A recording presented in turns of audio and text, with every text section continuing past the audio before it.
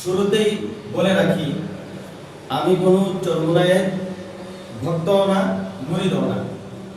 তবে জাতির কাছে আমার একটি প্রশ্ন, চরমোনাই এটা আমাদের কওমি অঙ্গনের অংশ কিনা? যদি চরমোনাই আমাদের কওমি অঙ্গনের অংশ হয়ে থাকে, তাহলে প্রকাশ্যে এদের বিরোধিতা করার কারণে ক্ষতিটা কার হবে? আমাদের কওমি অঙ্গনের হবে।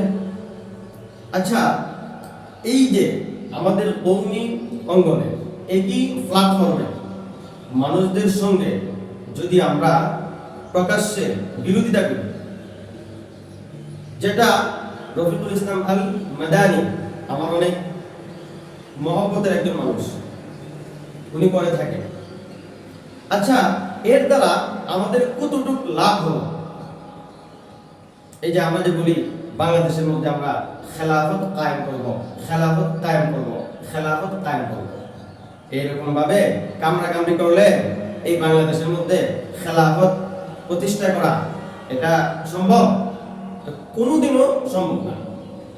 বর্তমান সময়ে জামাতে ইসলাম বলেন, বেদাতি বলেন, আহলে হাদিস বলেন, কাহারই বিরোধিতা করা বর্তমান পরিস্থিতি অনুযায়ী আমি মনে করি ঠিক নয়।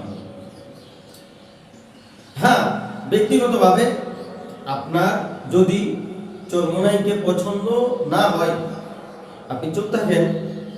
এখন আপনি বলবেন যে ফয়জুল করিম সাহেব দামাত বরকাতুল্লাহ আলিয়া, উনি তো অনেক সময় অনেক উল্টাপাল্টা কথা বলেন। এই উল্টাপাল্টা কথার উত্তর আপনি না দিলেও চলবে। কারণ হলো, এই উল্টাপাল্টা কথার উত্তর দেওয়ার মতো লোক মুফতি মিজানুর রহমান সাঈদ সাহেব দামাত বরকাতুল্লাহ আলিয়া, আমাদের উস্তাদ মুহতারাম, উনি রয়েছেন।